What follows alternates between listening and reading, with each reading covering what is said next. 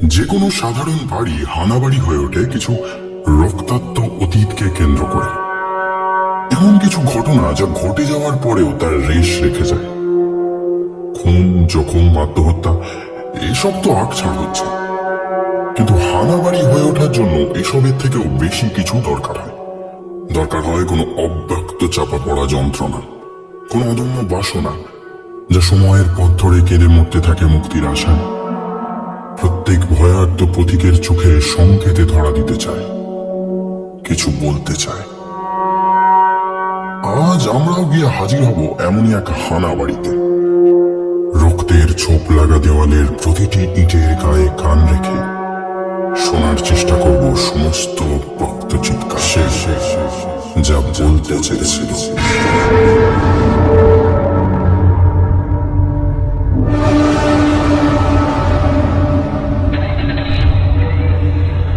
Clayton ক্যাসেলের সামনে থেকে যখন গাড়িতে উঠলাম তখন আমার মনটা বেজায় খিচড়ে আছে। সত্যি কথা বলতে কি, কোনো হন্টেড হাউসে রাত কাটাতে এসে এতটা হতাশ আমি আগে হইনি। গাড়ির জানলার কাছ দিয়ে বাইরের দিকে আরেকবার ফিরে তাকালাম আমি।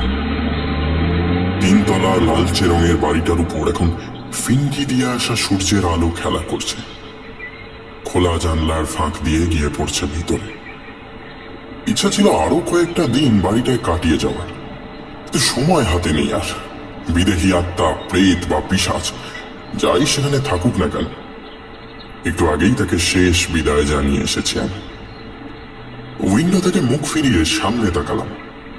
কাল দুপুরে এই রাস্তাটার উপর দিয়েই ক্লেটন ক্যাসেলের সামনে এসে দাঁড়িয়েছিল গাড়িটা। মোহান্তি গাড়ি দাঁড় করিয়ে এক গাল হেসে বলেছিল, এই সেই ভূতের বাড়ি স্যার। এখনো সে আগের দিনের মতোই গাড়ি চালাচ্ছে, তবে ফেরার পথে। আমাকে সামনে তাকাতে দেখে জিজ্ঞেস করলো, তাহলে ভূতের দেখা পেলেন? আমি হেসে বললাম, দেখা পেয়েছি কিনা জানি না, তবে ভূত যে আছে সেটা বুঝতে পেরেছি। সে কি? তারপরে আপনি জীবিত আছেন না কত? আয়নায় দেখবে নাকি একবার? আমার রসিকতাটায় খুব একটা আমল দিল না সে। উইন্ডস্ক্রিনের দিক থেকে চোখ না ফিরিয়ে বলল, তাহলে বুঝলেন কি করে ভূত আছে ওখানে? সে কথা জানতে গেলে পুরো ঘটনাটাই শুনতে হবে তোমাকে। কাল দুপুরে তুমি আমাকে এখানে ছেড়ে গেলে, তারপর থেকে এখন অব্দি। বেশ, তো বলুন না, আমার গাড়ির রেডিওটা বিগড়ে গেছে, গল্প শুনতে শুনতেই যাওয়া যাক, দেখি ভয় পাই কিনা।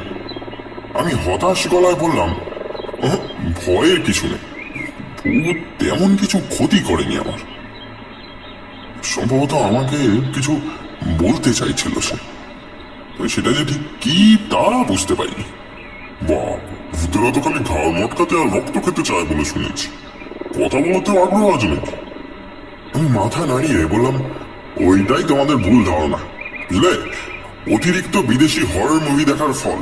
ক্লেটন ক্যাসেলে যে ভূত আছে সে অতি ভয়ানক নয়, উল্টে বেশ হেল্পফুল।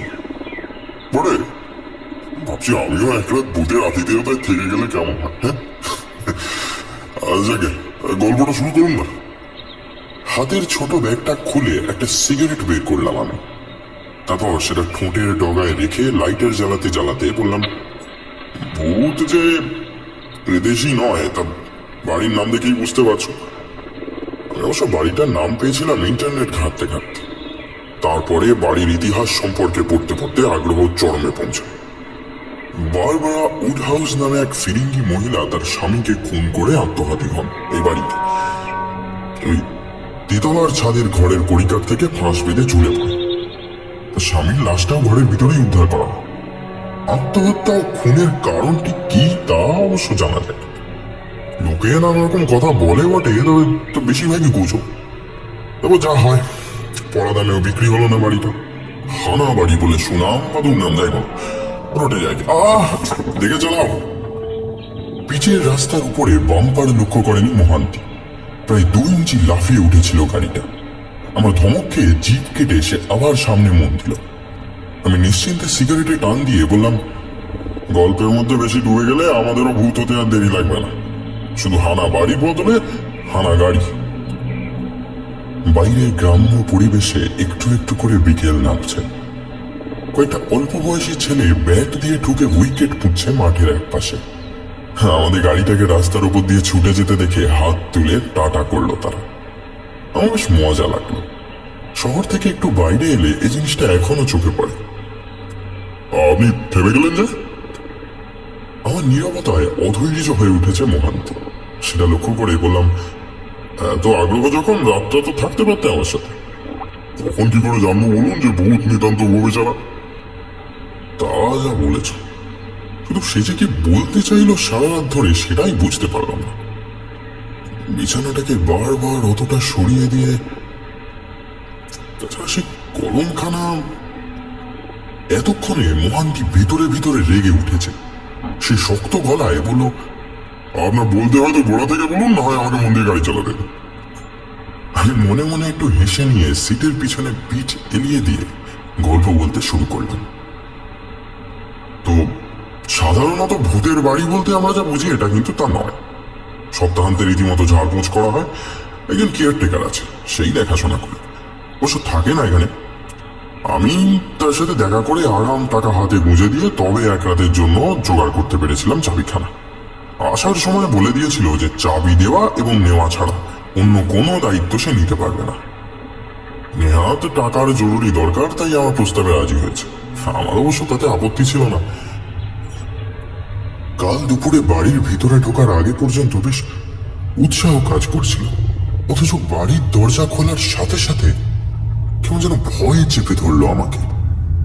বিশেষ করে সে ভূতের ভয় না, গোটা বাড়িটার আনাচে কানাচে কেমন যেন মৃত্যুর গন্ধ, যেন বহু বছরের জমাট বাঁধা ধুলোবালি আর ঘুমিয়ে থাকা বাতাস ভিড় করে আসছে আমার কাঁধের কাছে।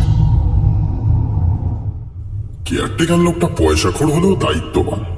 আমার জন্য রীতিমতো জলের ব্যবস্থা করে রেখে গেছে। তা দিয়ে কোনো রকমে হাত মুখ ধুয়ে বিকেলের মধ্যেই গোটা বাড়িটা একবার ঘুরে দেখে ফেললাম আমি। অস্বাভাবিক কিছুই চোখে পড়লো না। ছাদে ঘুরে এলাম, জায়গাটা মন্দ নয়, তবে কাছে পিঠে দোকানপাট চোখে পড়লো না। বুঝলাম রাতটা খালি পেটেই থাকতে হবে। ছাদ থেকে যখন নিচে এলাম তখন বাইরে সন্ধে নেমে পড়েছে। সুইচ বোর্ডটা আগেই দেখে রেখেছিলাম। দোতলার আলোগুলো জ্বালিয়ে দিলাম। জ্বালাতেই অদ্ভুত একটা ব্যাপার চোখে পড়ল।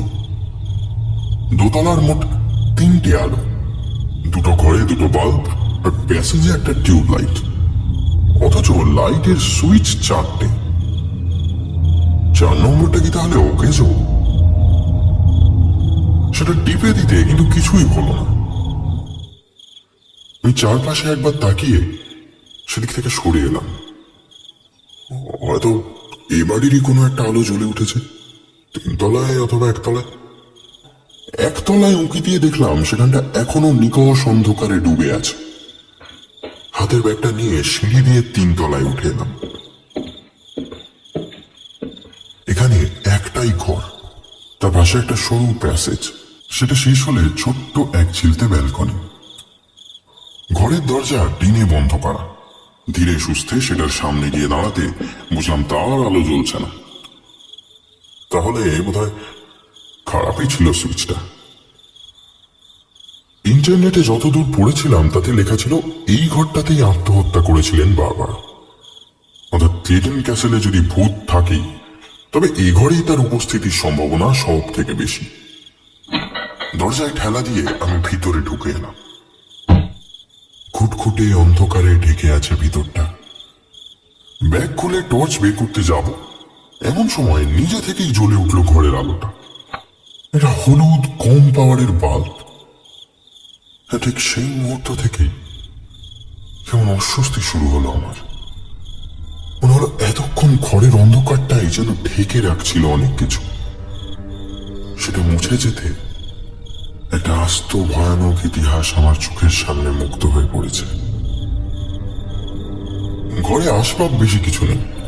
একটা বড় সাইজের বিছানা, একটা মাঝারি সাইজের টেবিলের পাশে একখানা চেয়ার, বাকি সবই সরিয়ে নেওয়া হয়েছে। দেওয়ালের উপরের দিকে একটা গোল ফ্যাকাশে দাগ, সম্ভবত এক সময় ঘড়ি ঝোলানো থাকতো ওখানে। এই ঘরের ছবিটা আমি আগে ইন্টারনেটে দেখেছি। ঠান্ডা মাথায় পড়ে দেখবো বলে প্রিন্ট পর্যন্ত করে নিয়েছি সেগুলো। আপাতত টেবিলের উপর বসে সেই কাগজ কখানাকেই মেলে ধরলাম। দ্বিতীয় পাতায় ডেড বডি উদ্ধারের সময়কার একটা ছবি দেওয়া আছে। যদিও ছবিটা অস্পষ্ট এবং সাদা কালো, তাও এই ঘরটাই যে ছবির ঘরটা তাতে সন্দেহ নেই। ছবি থেকে মুখ তুলে ঘরের চারদিকে একবার তাকাতে আমার কেমন যেন গা ছমছম করতে লাগলো। টেবিল থেকে উঠে পড়লাম। ব্যালকনিটা দেখা হয়নি, সেটা একবার দেখে এলে মন্দ হয় না। এরকম পাড়া গিয়ে জঙ্গলে জায়গায় রাতের অন্ধকারে সার সার জোনাকি জ্বলতে দেখা যায়। সেই সাথে দূরে একতলা দোতলা বাড়িগুলোতে মানুষের জ্বালানো এক চিলতে হলদে আলো। দরজাটা ভেজিয়ে আমি বারান্দায় বেরিয়ে এলাম এবং আসতেই বেশ খানিকটা হতাশ হলাম। জোনাকি তো দূরের কথা, একটা ঘর বাড়ি পর্যন্ত দেখা যাচ্ছে না আশেপাশে।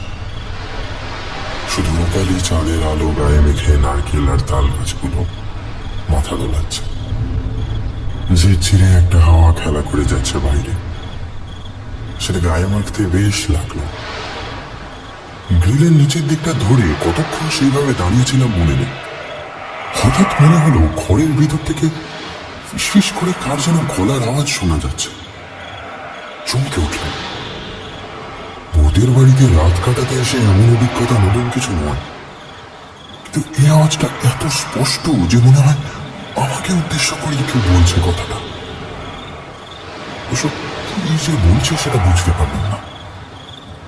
পিছনে ফিরে তাকালাম, আর সাথে সাথে একটা ঠান্ডা স্পর্শে আমার সমস্ত শরীর কেঁপে উঠল। না, বারান্দায় কিছু নেই, শুধু পুকুরে অন্ধকার। এতক্ষণ বারান্দার গ্রিলের নিচের দিকটা হাত দিয়ে ধরেছিলাম। মাথা পিছনে ঘোরাতেই মনে হলো গ্রিলের বাইরে থেকে কেউ আমার হাতের উপর হাত রেখেছে। ঠান্ডা বরফের মতো হাতটা একবার স্পর্শ করেই সরে গেছে। সামনে তাকিয়ে আর কাউকে দেখতে পেলাম না। হাতটা আগেই সরিয়ে নিয়েছিলাম, আর সেখানে দাঁড়াতে ইচ্ছা করলো না আমার। প্যাসেজ ছেড়ে আবার ঘরের দিকে হাঁটা দিলাম। হাঁটতে হাঁটতে মনে হতে লাগলো গ্রিলের বাইরে থেকে কেউ আমার দিকে তাকিয়ে আছে। পিছনে ফিরে তাকালেই তাকে দেখতে পাবো আমি। ঘরের আলোটা এখনো জ্বলছে। অবাক হয়ে লক্ষ্য করলাম এর মধ্যে আলোর তেজ যেন বেশ খানিকটা বেড়ে গেছে। একটু আগে ঘরের যে জায়গাগুলো আবছা ছিল, এখন সেগুলো উজ্জ্বল খয়েরি আলোয় ভরে আছে। প্রেতাত্মারা সাধারণত অন্ধকারে ভয় দেখাতেই পছন্দ করে। ইনি কি তবে অন্য ধরনের কিছু? একটা বিরাট সাইজের পাঞ্জাব লরি এমন হর্ন দিতে দিতে গেল যে কিছুক্ষণের জন্য আমার কানে তালা লেগে গেল। গল্প বলতে বলতে খেয়াল ছিল না মহান্তি কোন রকমের রাস্তার একপাশে ব্রেক কষেছে। রুমাল দিয়ে কপালের ঘাম মুছতে মুছতে বলল, ওহ, আর একটু হলেই পিছে দিয়েছিল আর কি। লরিটা এতক্ষণে পিছনের দিকের রাস্তায় মিলিয়ে গেছে। রাস্তার দুপাশে মাঠ ঘাট শেষ হয়ে ঘন গাছের জঙ্গল শুরু হয়েছে। হাত দুটোকে উপরে তুলে আড়মোড়া ভেঙে মহান্তি বলল, তো তারপর আবার ঘরে ফিরে এলাম। আমি হলে তো ওখান থেকেই চম্পট দিলাম। না, ভূতের দেখা পাওয়ার জন্য এত কাঠখড় পোড়ালাম এতদিন ধরে, না দেখি পালাবো? সে ব্যঙ্গের সুরে বলল, ঘাড়ের উপর মাথাটা খোয়া গেলেই বা দেখবেন কি করে? মাথা তো এই গাড়ির ভিতরেই এক্ষুনি খোয়া যাচ্ছিল, তা বলে কি রাস্তাঘাটে বার হবো না? দেখো, আমার মতে যতক্ষণ না প্রমাণ পাচ্ছি যে ভূত আমার কিছু অনিষ্ট করতে চায়, ততক্ষণ তাকে শত্রু ভাবাটা মানুষের এক ধরনের ইগো। আমার কথায় আমল দিল না সে। হাতটা পিছনে বাড়িয়ে বলল, ওই ছবিটা একটু দেখি। আমি ইন্টারনেট থেকে প্রিন্ট করা আর্টিকেলটা তার হাতে তুলে দিতে সে ঘুরিয়ে ফিরিয়ে দেখে বলল, যাই বলুন, আমারও কিন্তু একবার দেখে আসতে ইচ্ছা করছে। অতি উত্তম ইচ্ছা, শুধু কেয়ারটেকারটাকে আরো কিছু পয়সা দিয়ে হাত করতে হবে। সে অবশ্য বলেছিল জরুরি দরকার বলেই আমার থেকে ঘুষটা নিচ্ছে। তোমার প্রস্তাবে সাড়া দেবে কিনা জানি না। টাকা কড়ির দরকার কি শেষ হয়েছে? যাকে আপনি পুরো গল্পটা শেষ করুন, তারপর না হয় ভেবে দেখছি। জানলা দিয়ে কনকনে হাওয়া আসছে। আমি কাঁচটা উপরে তুলে দিয়ে বলতে লাগলাম, বিছানায় শুয়ে কি সব জানি ভাবতে ভাবতে ঘুমিয়ে পড়েছিলাম। ঘুম ভাঙতে ভালো করে চোখ মেলে তাকাতেই অবাক হয়ে গেলাম। কি আশ্চর্য, ঘুমাতে যাওয়ার আগে বিছানাটা যে অবস্থায় ছিল এখন তার থেকে বেশ খানিকটা বদলে গেছে। যখন ঘুমিয়েছিলাম তখন জানলাটা ছিল আমার মাথার কাছে, এখন চোখ খুলেই পায়ের কাছে দেখতে পেলাম খোলা জানলাটা। বিছানাটা কি নিজে থেকেই উল্টে গেল নাকি? মাথাতেও কেমন জানি ঝিনঝিন শুরু হয়েছে। একটা সিগারেট ধরাতে পারলে ভালো হতো। মনে পড়লো ভুল করে একতলায় রেখে এসেছি সিগারেট কেসটা। মনে মনে সেটা আনতে যাবো ভেবে বিছানা থেকে উঠতেই আবার ধাক্কা খেলাম। টেবিলের উপরেই রাখা আছে আমার সিগারেট কেস।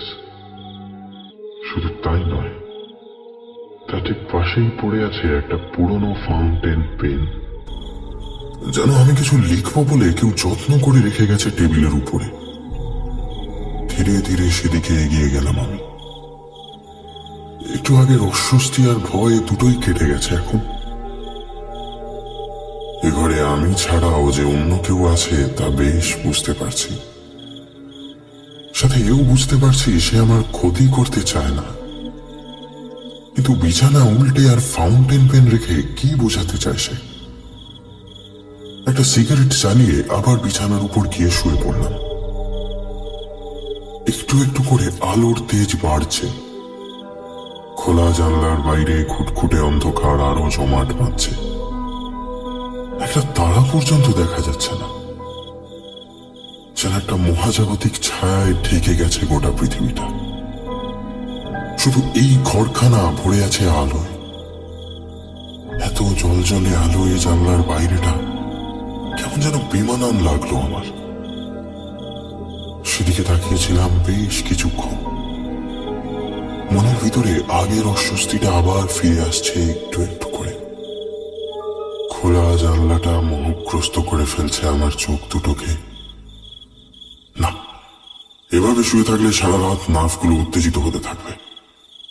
বিছানাটা এমন কিছু ভারী নয়, আমি একাই আবার আগের মতো ঘুরিয়ে ফেলতে পারবো। 7-5 ভেবে উঠে পড়লাম। একদিকে প্রান্ত ধরে একটু চাপ দিতেই একটু একটু করে ঘুরে গেল সেটা। নিশ্চিন্ত হয়ে আবার ফিরে এসে চোখ বুজে শুয়ে পড়লাম। এবার কিন্তু আর ঘুম এলো না, বরঞ্চ বিক্ষিপ্ত কিছু ভাবনা ঘুরতে লাগলো মাথায়। সিগারেটের কেসটা না হয় রেখে গেছে আমার জন্য, কিন্তু কলমটা? তবে কি টম রিডলের ডায়েরির মতো ব্যাপারটা, যেখানে প্রশ্ন লিখে দিলে তার নিচে নিজে থেকেই উত্তর ফুটে ওঠে? কিন্তু ডায়েরি জাতীয় কোনো জিনিস তো এ ঘরে নেই। একটা স্থির বিশ্বাস মনের ভিতর টানা বাঁধছে।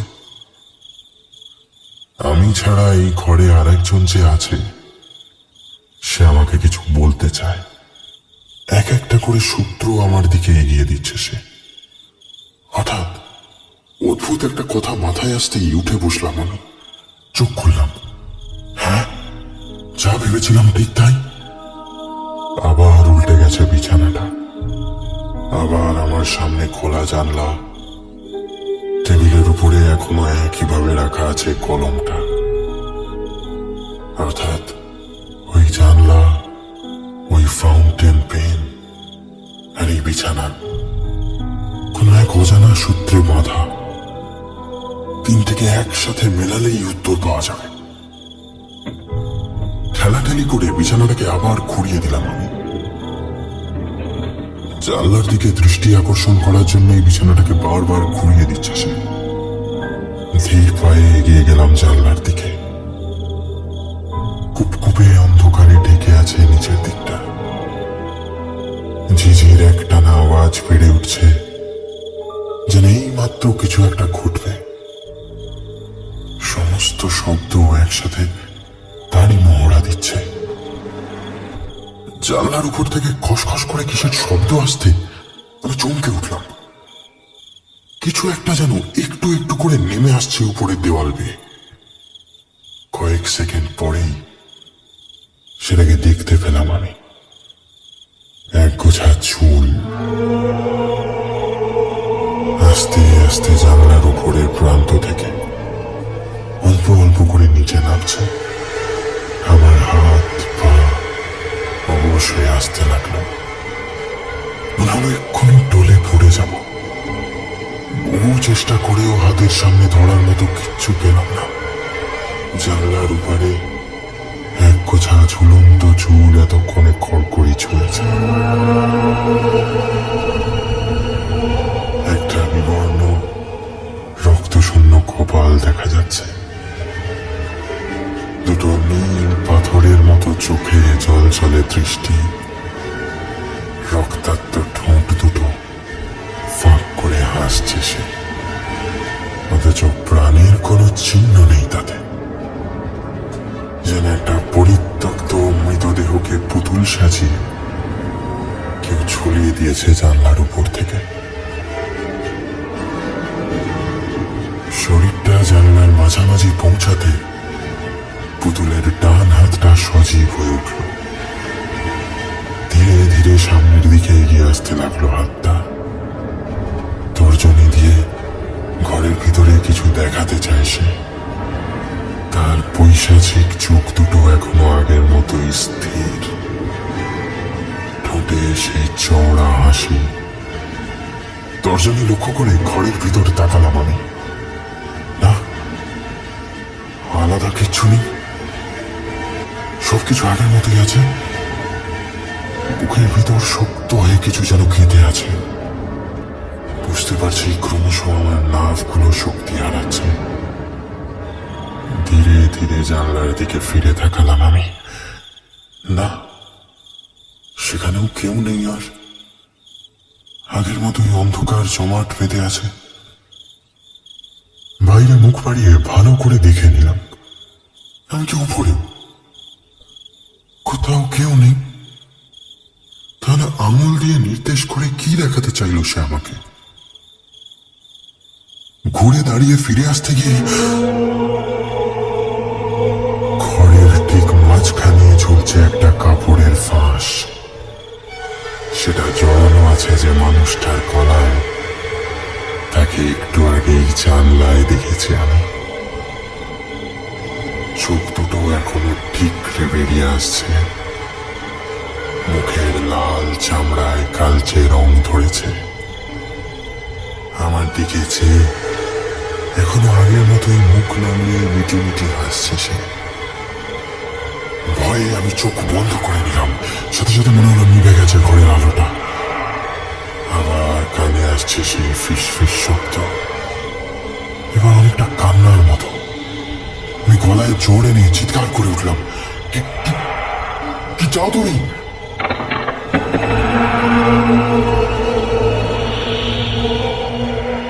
ঠম করে একটা শব্দ হওয়াতে বুঝলাম টেবিলের উপর থেকে পেনটা মাটিতে পড়ে গেছে।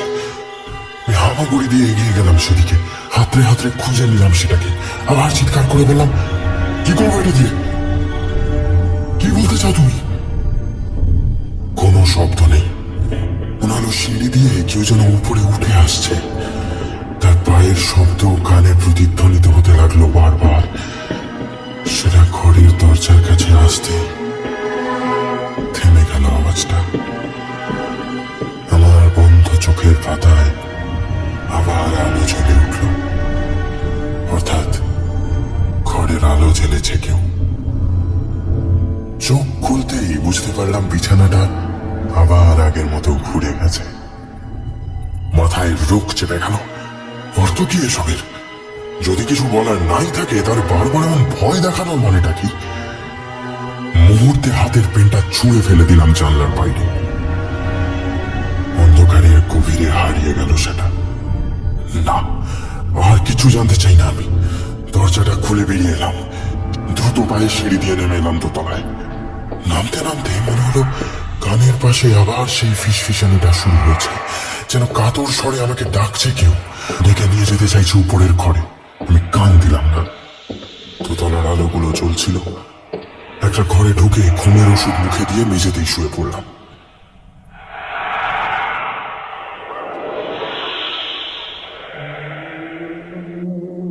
তারপর স্বপ্ন দেখেছিলাম কিনা মনে নেই, বাকি সমস্ত রাত জুড়ে মনে হচ্ছিল সিঁড়ির কাছ থেকে কেউ যেন ডাকছে আমাকে। কখনো কান্নার শব্দ, কখনো বা মিহি আর্ত চিৎকার। সেগুলো শুনতে শুনতে মনে হচ্ছিল একবার উঠে দেখে আসি উপরটা, হয়তো একবার গেলেই জানতে পারবো সবকিছু। কিন্তু ততক্ষণে ঘুমে আমার চোখ বুঝে এসছে। মন চাইলেও শরীর আর সায় দিল না। ধীরে ধীরে গভীর ঘুমে ঢলে পড়লাম আমি।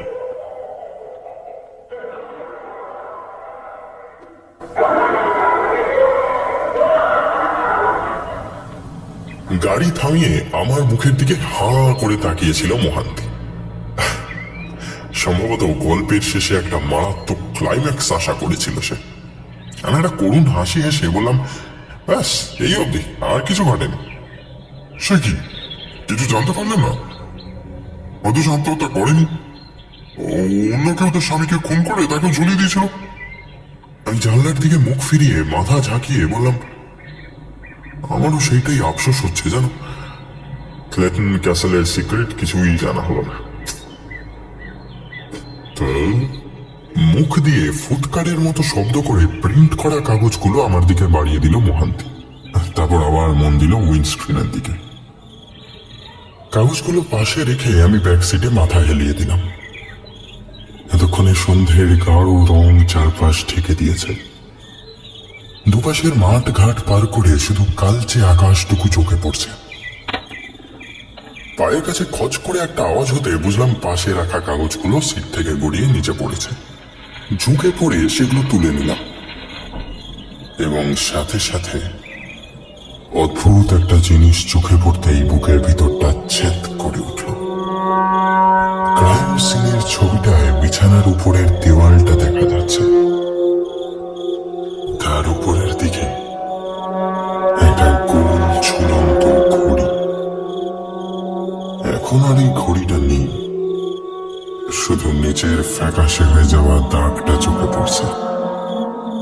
কাল কিন্তু যখন প্রথম ঘরে ঢুকেছিলাম তখন দাগটা বিছানার মাথার দিকে ছিল না, ছিল পায়ের দিকে। অর্থাৎ আমি প্রতিবার চোখ খোলার পরে বিছানাটা অবস্থান বদল করে ফিরে যাচ্ছিল আজ থেকে 8 বছর আগের সেই নারকীয় রাতের অবস্থানে।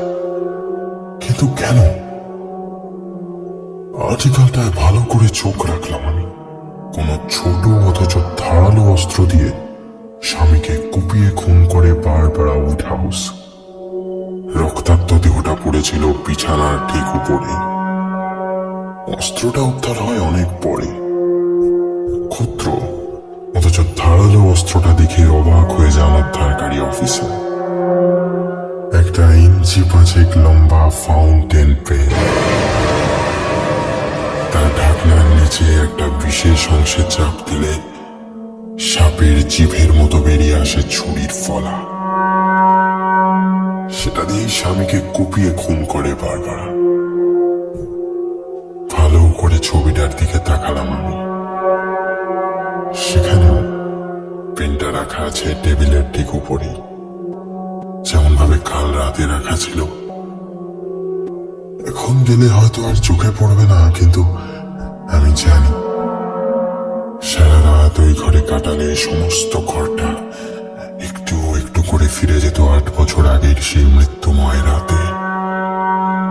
সেই বিছানা, সেই টেবিলের উপর রাখা খুনে কলম, খোলা জানলা এবং মৃতদেহ। পকেট থেকে রুমাল বের করে কপালের ঘাম মুছলাম আমি। জানলার কাজটা নামিয়ে কাগজগুলো ছুঁড়ে ফেলে দিলাম বাইরে। আর চোখে সেটা দেখতে পেল মোহান্তি। অবাক হয়ে জিজ্ঞেস করলো, ওগুলো ফেলে দিলেন না? হ্যাঁ, ওসবের আর দরকার নেই। সে কি, আমাকে এক রাত কাটিয়ে যেতে বললেন? আমি বিরক্ত মুখে সামনে তাকালাম। বাজে কথা না বলে গাড়িটা চালাও তো মন্দির।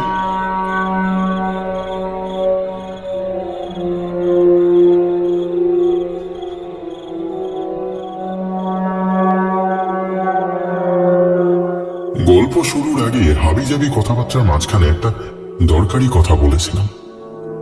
কোনো বাড়ির হানাবাড়ি হয়ে ওঠার জন্য দরকার হয় কিছু চাপা পড়া অদম্য বাসনা। এক্ষেত্রেও ঠিক তাই। একটা মাত্র রক্তাক্ত রাতে বারবার আউট হাউসের খুনের লোক প্রশমিত হয়নি।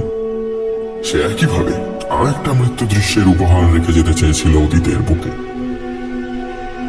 আপনি যদি কোনো হানাবাড়ির খোঁজ পান তাহলে আমাদের জানানোর কোনো প্রয়োজন নেই।